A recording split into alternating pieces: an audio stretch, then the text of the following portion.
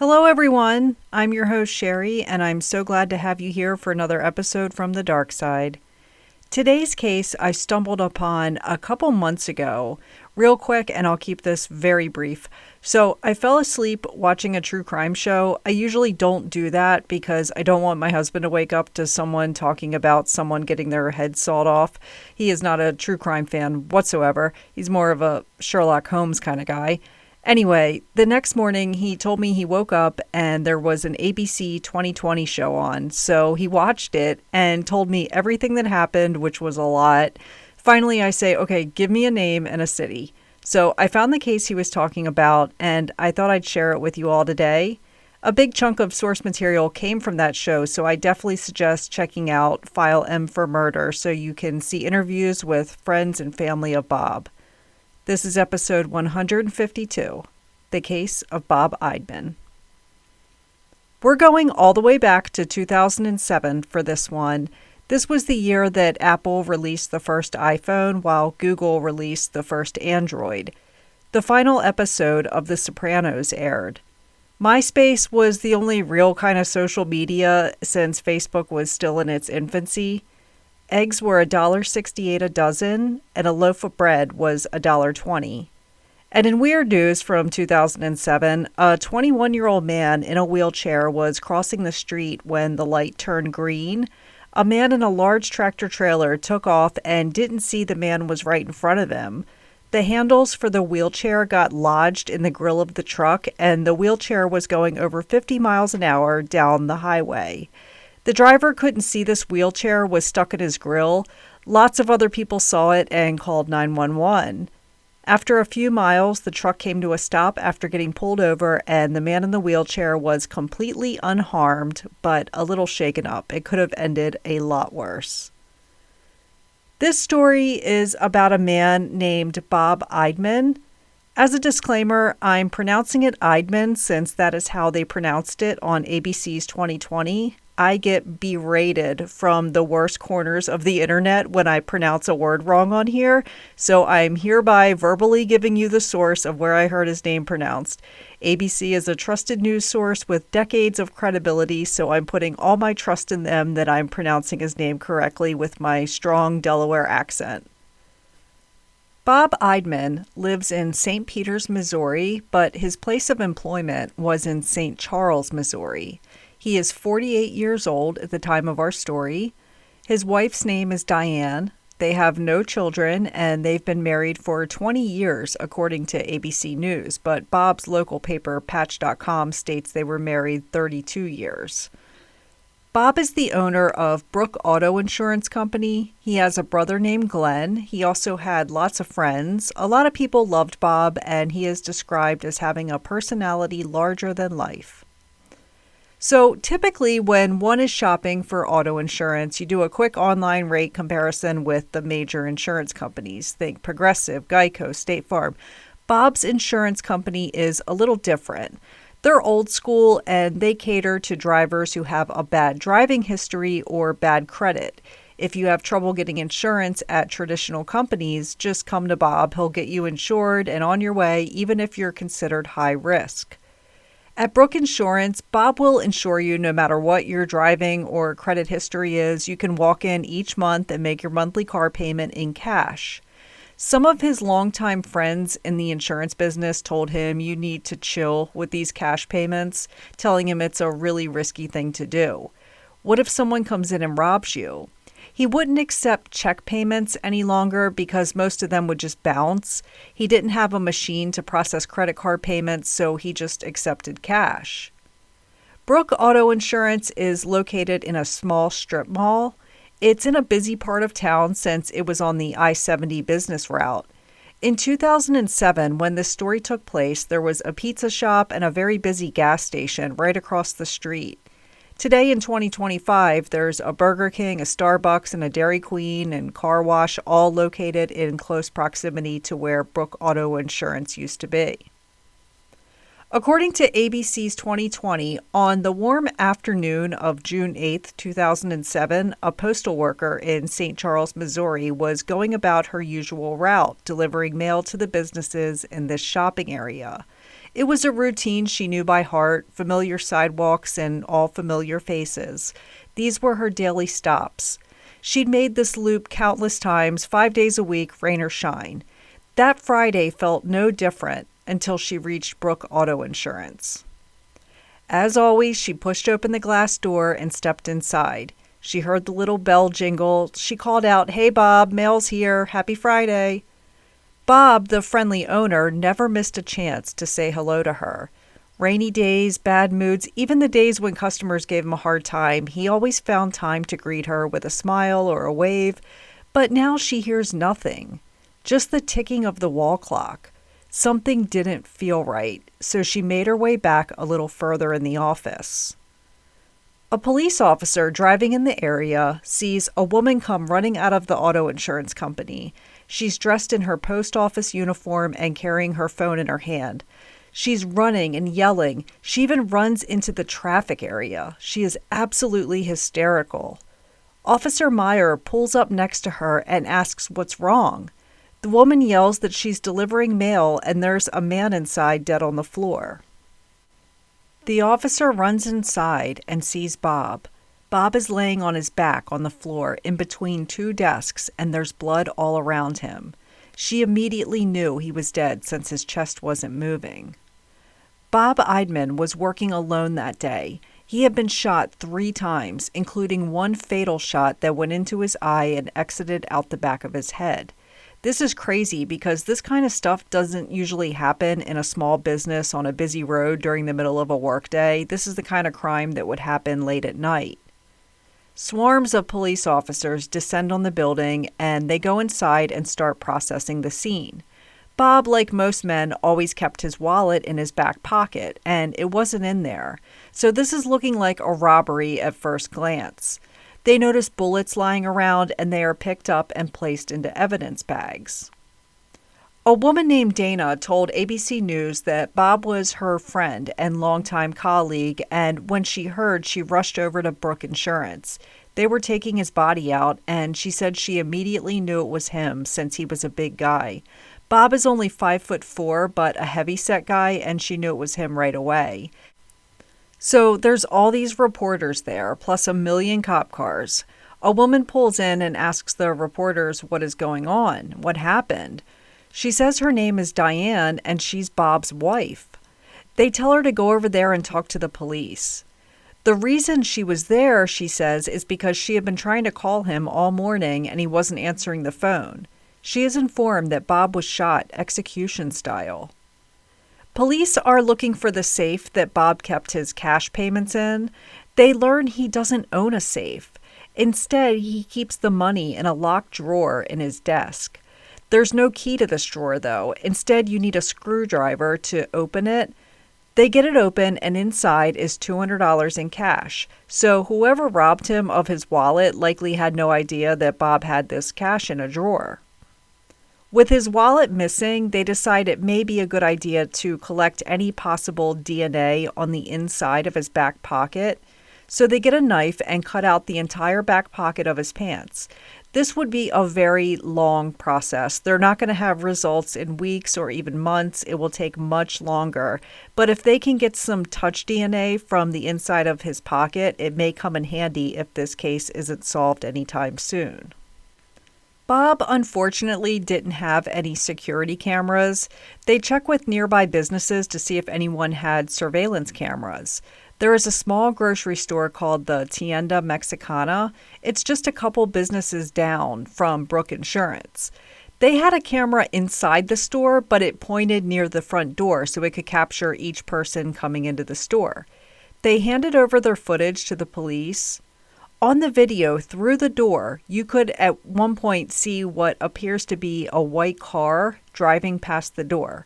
This was around the estimated time of Bob's death, and 4 minutes later it drove by again. It's grainy and hard to make out the type of car, but they eventually confirmed the vehicle was a white Ford Focus. They had to consult with a car expert to confirm this. According to ABC News, at the time in 2007, there were 1,300 Ford Focuses registered in St. Charles and 5,000 Ford Focuses in the state of Missouri. They can't tell who is driving the car. They can't tell if it's a man, a woman, black person, white person, or anything defining. Police believe they had their first big break soon after the investigation began. A white car was found wrecked nearby. Police get to the scene of the accident and there's no one there. They open the door and the airbags are deployed. But what's most concerning is they found Bob Eidman's business card. Police locate the owner, who is a young guy named Travis. They have a bunch of questions for him now. Travis gives the story of what happened. He said he had some drinks and was driving his car home when he wrecked it. Since it wasn't too far from his apartment, he just walked home and went to sleep. The next morning, he has no idea what happened, but his car is not outside in its assigned parking spot, so he reports his car missing. He later learned he wrecked it and got a bloody nose, and that's the reason there's blood on his clothes. He's confused and believes the accident knocked the sense out of him, and that's why he doesn't remember it. The police ask him why Bob's business card is sitting in his car, and he explains he was having trouble getting insurance. So a friend gave him Bob's business card and said, "Go to this guy, he insures everyone." Travis was cleared of any involvement. Getting questioned during a murder investigation would likely cause you to rethink your life choices. Bob's funeral takes place, and there's a lot of people there. There's also a large police presence there. They have to check the guest book and say each name in case the murderer decided to go to the funeral, because that does happen often. Bob's brother Glenn told ABC that his elderly mother was in bad health and at one point looked at him during the service and asked him, "Who would do this to my boy?" She also said, "I want you to find him and take him out." He basically says, "Mom, I'm a police officer. I can't go killing people. There's a legal process this person will need to go through." Bob's mother died in September 2007, 3 months after his death. Her family says she couldn't deal with the loss of her son. Police aren't having any luck. There's no suspects, there's no clues. This area usually only has one murder a year, and they don't have a lot of experience solving murders. So they enlisted the help of the major case squad. It's still early in the investigation, so they have time. Basically, this police department gets to have a team of 30 elite high-profile homicide detectives. According to the St. Louis Major Case Squad's website, they have an 80% success rate. So they're going to help out with this murder case, but the catch was that they only get this team's assistance for 5 days. Then they all have to go back to their respective police departments. 30 homicide detectives, that's a lot. This case has to get solved within 5 days. They are determined to solve this case in this short period. Something else on their minds is that Bob's brother Glenn is a police chief in a different city. They feel more pressure than ever to solve this. The clock is ticking, though. In 5 days, this huge team of detectives will be gone. Eyes are beginning to turn to Diane, Bob's wife of over 20 years, or possibly 32 years, depending on which source is reporting it. So she was at work at the cafeteria of the local hospital. Her boss and coworkers confirm she was at work, so they know she didn't walk in and do this. But is it possible that she still had something to do with Bob's murder? That day that Bob was shot and Diane showed up to the crime scene, police broke the news to her that her husband had been shot and killed in what appeared to be a robbery gone wrong. Diane is super calm. Not like she didn't care, but she didn't give a hysterical reaction like they thought someone would. I always say you can't judge someone for their initial reaction. She could be in shock, but some of the officers thought her reaction was odd. Detective Stephanie Kaiser told ABC News on the show, and I 100% agree. She said, quote, "That would be completely normal in a shock situation. There is no such thing as a one-size-fits-all when you're talking about trauma, because to be able to process that would take some time. They're moving slow. They can't think. So I make nothing of that behavior." Detective Kaiser interviews Diane. Diane comes across to her as forgetful. She has trouble remembering a lot of things. The detective noted this in her report. Diane tells her that they were having some financial troubles. Bob's business wasn't doing good. They were running out of money. People weren't making their car insurance payments. She says they were struggling to pay their bills.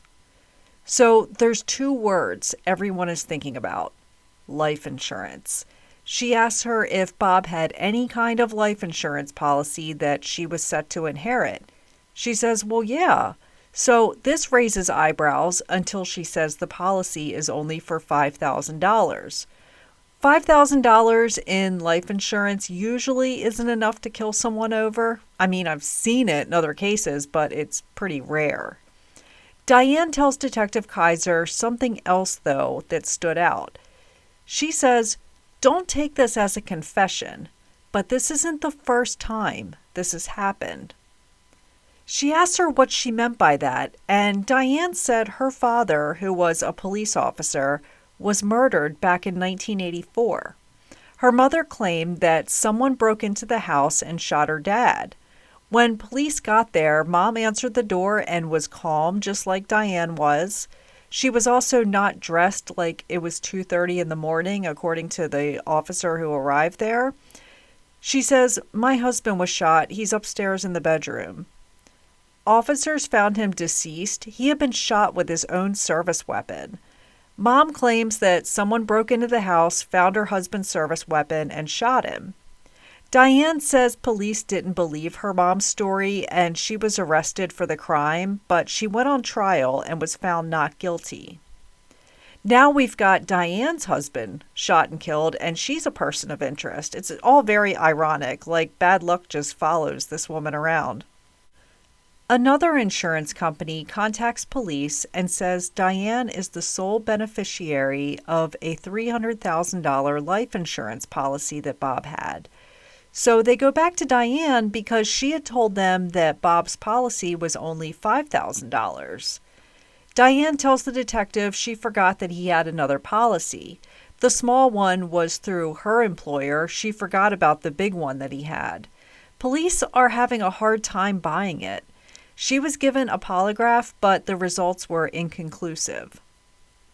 On day 4 of the Major Crimes Task Force helping, they are down to 24 hours before they all leave and go back to their regular jobs. They get into Bob's cell phone, emails, and internet activity. He didn't have any real social media because it was 2007 and it wasn't as big as it is today. Through analyzing Bob's internet, they made a discovery.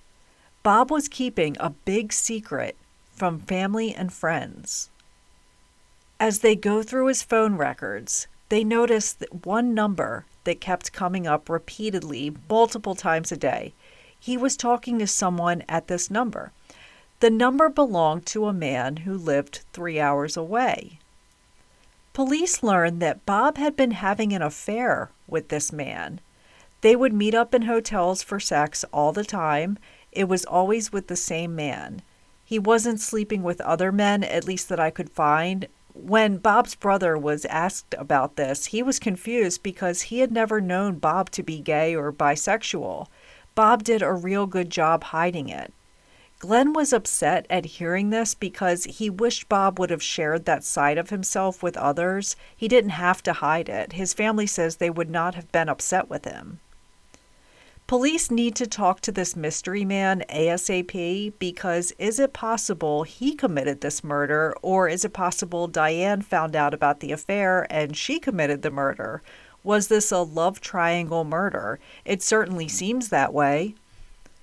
We're going to call the mystery man Chris. That's not his real name. I saw one source dropped his real name and I was surprised that they did that. Chris arrives at the station for his interview and he says yes, he and Bob had been having an affair. This has been going on for a while. He knew Bob was married. According to reporting by Ethan Harfinest for Oxygen, Bob had recently told Chris they needed to stop seeing each other. He said his wife Diane had found one of their emails and confronted him about it. Chris says that he truly loved Bob. He even kept a box of cards that Bob had sent to him. He had a tattoo for Bob. He was deeply in love. He didn't want to stop seeing him, but Bob said his wife found out and was upset, as she should be. He says Bob and Diane had a big argument. Yeah, it's shitty that Bob cheated on his wife. In a better scenario, they would have just gotten a divorce and Bob would have moved on with Chris. It's obvious that they were deeply in love and Bob wasn't happy in his marriage. Instead, he just had a long affair. Chris ends up getting cleared because he had an alibi that day. He was at work and had multiple people vouch for him. Diane had a work alibi as well. Police don't have enough evidence to arrest her. They can't hold her in jail while they continue investigating, so Diane is free. The major crimes detectives have left. This police department is no closer to solving this case. It's like they're back to square one. Everyone's frustrated, and somewhere in St. Charles, Missouri, a murderer is walking around free. This case would go cold for nearly 3 long years before investigators would finally get the break they desperately needed. But to really understand how they got there, we need to go all the way back to the very beginning, back to the crime scene, where detectives took it upon themselves to cut out the back pocket of Bob's pants. At first, it might have seemed like an odd detail, but there was a reason. Whoever had taken Bob's wallet from that pocket might have left some microscopic touch DNA behind. Even though the amount of DNA recovered was incredibly faint, it was still enough to work with. Forensic scientists got to work carefully extracting the tiny skin cells left behind. The first challenge was eliminating Bob's own DNA, which of course was everywhere. It was his clothing. Of course, he's the main genetic profile. But once his genetic profile was filtered out, they were left with another profile. They uploaded it into the Combined DNA Index System, aka CODIS. But at that point, there were no matches. And so for years, the case stalled. Leads dried up. The public moved on. But the detectives didn't. They waited on their big break. They know that DNA will be what solves this case. In March 2010, nearly 3 years after Bob's murder, that faint DNA profile finally lit up in the system. There's a match. And just like that, after years of darkness, the case cracked wide open again. This is huge. Wake up the kids, tell your parents, we have a match to Bob Eidman's killer. The DNA left behind in Bob's back pocket belonged to a man named Paul White. Detectives are like, who the hell is Paul White? He hasn't even been on their radar. They've never even heard his name. They learned Paul had served 15 years in prison for robbery, so he's no stranger to breaking the law. He was currently in prison for forgery, so he's not that hard to find. In fact, before he entered the prison, they took his DNA, which is how they got the match. They arrive at the Missouri Department of Corrections where Paul is incarcerated and show him a photo of Bob, and he claims that he doesn't know that man. And then he claims, well, he looks familiar. Finally, they tell him, look, we have your DNA. Paul laughs and says that's impossible. This is where it gets a little messy. I'll try to present it as best as I can. This man, Paul White, was almost on their radar in the beginning. There was a slight connection. When police found Bob's body that day next to his desk, there was a manila folder on his desk. The name on the folder was Sherry White. Sherry White is Paul's wife. Bob was her insurance agent. Investigators believe that when Paul stepped out of the car and entered Bob's office, Bob likely recognized him and pulled Sherry's file out, figuring he was coming in to talk insurance. According to Patch.com, the day of the murder, June 8, 2007, Paul was with his friend Cleo Hines. Cleo owns a white Ford Focus. Paul says he told Cleo that he had just lost $1,200 at the casino. He says, let's go rob my wife's insurance guy. He only takes cash payments, so he has to have a stash of money somewhere. He says they went there in Cleo's car, and Cleo was the one who pulled the trigger. Cleo Hines is brought in for questioning, and at first he's not talking. He says he doesn't know anything.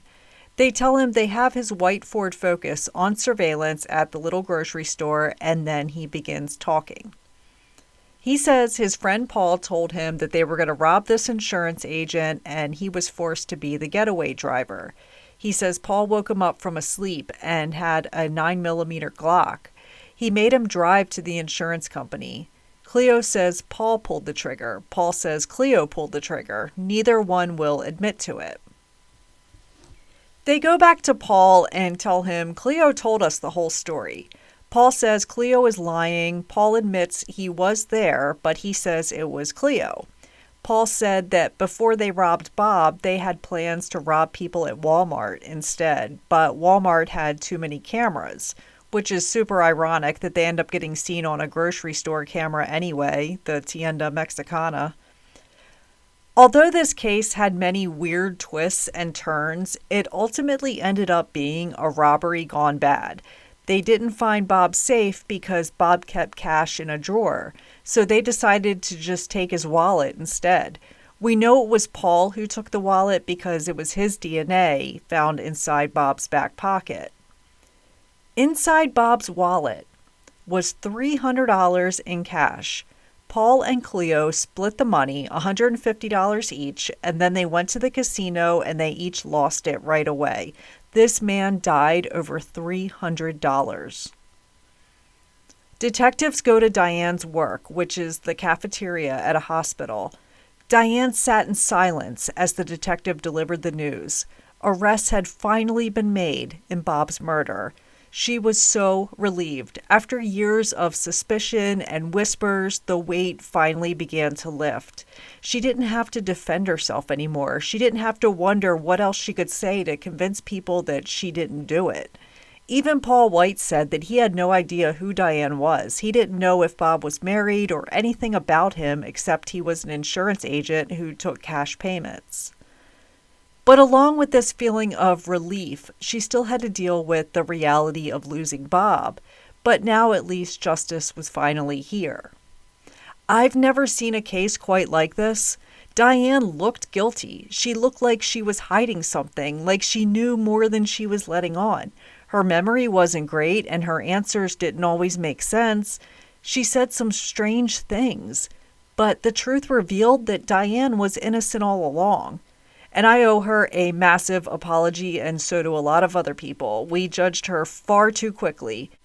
Diane never had anything to do with her husband's death. She loved Bob. She was devastated by his loss.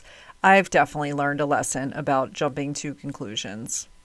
And thank God for DNA evidence. Without it, Diane might have gone to trial, possibly even convicted. It's chilling to think how close an innocent woman came to losing her freedom. Paul White and Cleo Hines were quickly arrested for the robbery and murder of Bob. The case that once seemed like a twisted love triangle tragedy was in fact something else entirely and far more senseless. In August 2012, 5 years after Bob's death, his killers would have their day in court. Paul White was the first to go to trial. He pleaded not guilty. His trial only lasted 3 days, and he was sentenced to life without parole. Cleo Hines took an Alford plea. I discussed these in other cases. Basically, he's saying, I'm innocent, but the evidence against me is overwhelming, so I'm going to plead guilty to get this over with. Cleo was convicted of a lesser offense. He got second-degree murder and first-degree robbery. He was sentenced to 2 life terms, but he has a chance of getting parole, and Paul does not. Bob's insurance company closed shortly after his death. It looks like it's just a space for lease now. Everything in that little shopping plaza is gone, except the little grocery store is still going strong. There's also a martial arts studio next door to Bob's office now. Bob Eidman was known for being kind to everyone who walked through the door. He didn't judge you for having a bad driving record, how little money you made, or what your situation is. He was willing to give you a chance. Bob's mother passed in September 2007, and his father, Richard, passed in 2017. Bob is survived by his wife, Diane, his brother, Glenn, and many extended family members. Bob had lots of friends in the insurance industry, and he is missed by them dearly. Bob is buried in St. Charles Memorial Gardens in St. Charles, Missouri. Rest in peace to Bob Eidman. That's it for this week, and I'll see you all again soon. Take care, and much love to you all.